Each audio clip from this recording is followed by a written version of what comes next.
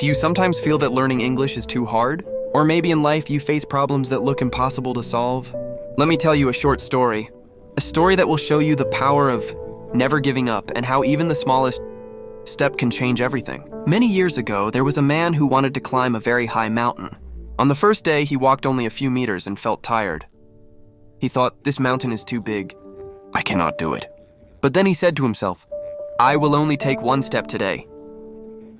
The next day, he took 2 steps. The day after, 3 steps. Slowly, day by day, his steps became bigger and stronger. Weeks later, he reached the top of the mountain. He looked down and smiled. The secret was not strength. It was patience and never giving up. Learning English is the same. You don't need to be perfect today. Just one new word, one new sentence every day. Step by step, you will reach your goal. Remember, success is not about speed, it's about consistency.